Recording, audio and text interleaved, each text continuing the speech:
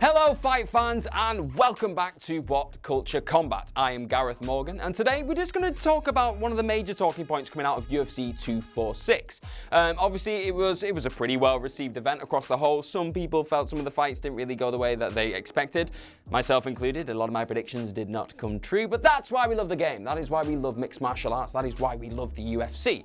But one of the major kind of contentious points coming out of this fight was surrounding Holly Holm and Raquel Pennington. Obviously they had a bantamweight clash. It was a rematch from Holly Holm's first ever fight in the UFC.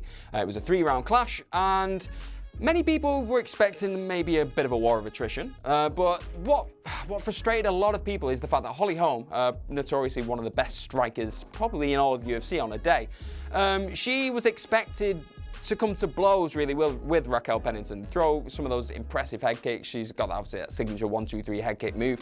A lot of people were expecting that coming into the fight, but we didn't get that. Instead, Raquel came in, piled that pressure on like I said that she should do in one of my earlier videos. She piled it on, but then Holly got her in a clinch and pushed her up against the fence. And there was a bit of a battle every now and again.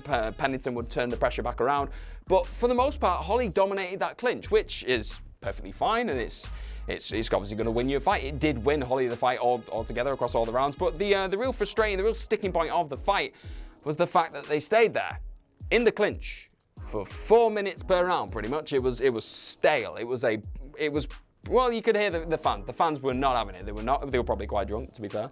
But it was a bit of a. It was a bit of an ill-advised choice to put him in that position in the first place, to put him in that spot just before the main event. Everyone's excited to see Conor versus Cowboy. It's the big comeback return of notorious Conor McGregor.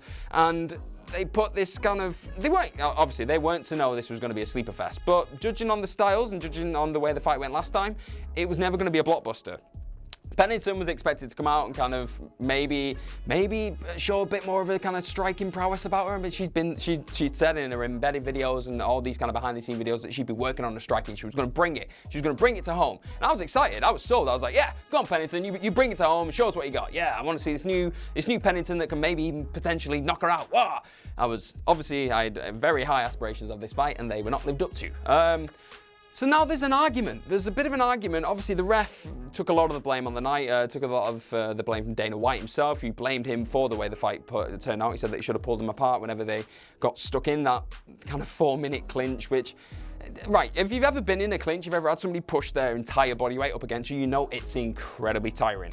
It's not an easy thing to do as well. So it's impressive, but this is a money game. This is an entertainment. This is an entertaining sport. That's not entertainment.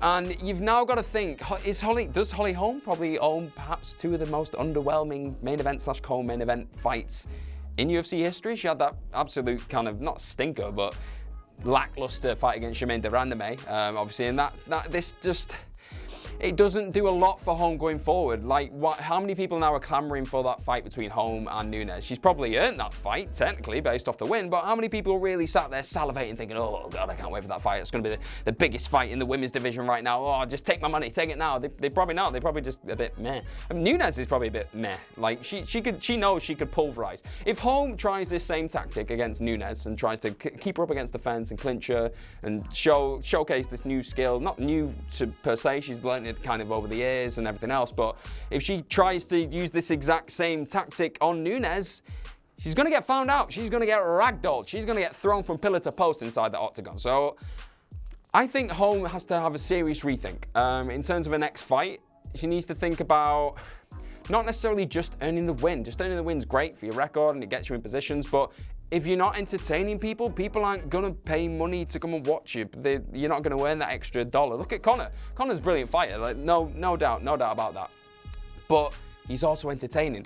In this entire run-up to this fight, he didn't slam anybody, he didn't cut people down, but he was still a charismatic guy. And then when he got in the octagon, he just let loose. You didn't see him trying to grab him for a takedown. It's not his game anyway, but he wasn't trying to keep himself safe. He wasn't playing safe, whereas I felt like Holly was. Holly was just trying to win this fight because she knew she had to win this fight, which is, again, if we were sat here talking about football and we talk about Jose Mourinho parking the bus because he needs the win or he needs the draw, we'd say, well, tactical masterclass. It was, in a way. It was a tactical masterclass from Holm. But that's not necessarily why people tune in to watch UFC. If you do, if it was your cup of tea and you love the fight and you love the kind of game of physical chess that was going on, then great. You've been tailored to, and I'm glad you had a fun time. But from the sounds of things, everybody inside the T-Mobile Arena did not have that same kind of reaction, and it was a bit underwhelming to watch. Going forward now, I think Holm has to start striking again and start showing off that incredible kickboxing and boxing ability that kind of made her such a household name when she completely pulverized Ronda Rousey and took her head off.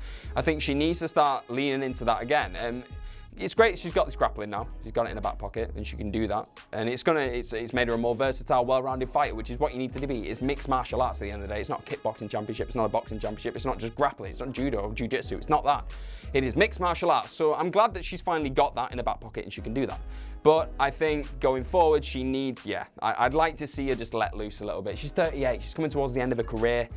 She needs to start getting a few more of those big paychecks. She's not going to have many left, really, in the octagon, so she needs to really start becoming that highlight reel again. She's got it in her. We've seen it. She can throw those kicks still. She can strike better than, probably arguably better than anyone in that division on a day.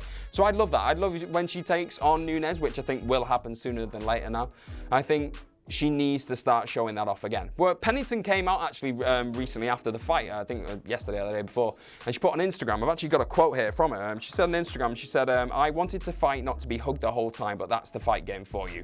This is a fight I've been waiting for 5 years, and this girl stalled and hugged me the whole time. She didn't even want to fight me. So for me, that sounds a bit like Pennington's trying to angle for another fight, but I don't, who would honestly sit there and go, yep, I want to see that trilogy, I want to see that. Holmes won both fights. And even if you feel like this fight was boring and ill-advised to be put on in the position it was in, it's still decisive. She decisively out-grappled it, in a way, like she did. I can't see where Pennington goes from here. I think she's stifled. I think she's kind of at a position where unless she starts knocking people out left, right and centre, which Dana seems to believe she has knockout power in her punches. He said this in the post-fight presser. He seems to think that if she let loose and she kind of put more into the, I don't want to say put more into the punches because obviously fighters aren't holding back on punches, but if she really just allowed a bit more chaos in the game, didn't try to be so tactically astute and try and just kind of be conservative in her actions, if she just let rip a few times, he thinks she could knock out anybody in that division, really. That's from the sounds of things. But I don't really subscribe to that. Judging on how she was fighting against Holm, obviously she was clinched up, but in the first fight, I didn't feel like she ever had that in a game. And across her entire career in the UFC, I don't feel like she has that. I think she is a grappling expert, and I think she can, if she gets you to the ground, whoa, it can be anyone's game. But I think now we're at a point where you've got to start asking, like, is the UFC just a sport? Is it just a case of wins and losses? Are records going to get people to the point they want to be, get them those title matches? Or is it about being entertaining? Khabib Nurmagomedov, look at him. He's undefeated across his entire MMA career. But even though his style, in a way, some people could say, oh, it's boring, he just clobbers people, he just smashes people, ragdolls them up against the fence. It's still pretty impressive because he doesn't just keep people up against the cage, he drags them down, he progresses, he starts capitalizing on his movement. He doesn't just stall in a spot and he's not happy just to be there and kind of have the upper hand. He wants to progress, he wants to find himself on top of somebody and get into the submission holds and everything. He dominates, but progressively and consistently dominates throughout the fight. He doesn't just stop at the point. He doesn't just reach a certain point and go, nah, I'm happy here. Yep, I'm going to win this fight just by having you up against the wall. It's the equivalent of that. It's equivalent when your big brother used to kind of like put his hand on your big brother, your dad, your uncle, anybody. He used to like put the hand on your head and like you'd be swinging at him. You'd be like, oh, I've won this fight, but it's not really entertaining. So I think now more fighters are going to lean into that entertainment style and aspect. Dana's always subscribed to that and he's always promoted that. He wants this to be an entertaining sport. It's people paying good money. They want to watch fights. They want people getting knocked out. They want to see people getting submitted, tapped out. If a fight goes the distance, that's not necessary. That doesn't mean it's a boring fight. For example, the men's flyweight fight that happened on that card, that went the distance. That went the full 3 rounds, and it was a slobber knocker. It was entertaining. People were trying to get the upper hand, and it was just, it could have gone anywhere. It wasn't just a case of hug me, I've got the pressure, you've got the pressure, I've got the pressure, you've got the pressure, let's look at the cards, you win. That's not why I tune into UFC. It's not why I tune into MMA as a whole. It's probably not why you do. If you do, again, that's your prerogative, it's not mine. Okay, and that's just about everything. I've been Gareth Morgan from What Culture Combat. If you've got any opinions, any thoughts, feelings, or views on Holly Holm and the way that fight turned out and how she's really been perceived now going forward, what is next for her? Do you really want to see that Nunes fight? Or what do you want from Pennington? Can she go anywhere from here, really? Does she need to start knocking people out? If she can. Let me know in the comment section below. Thank you very much, and I will see you soon.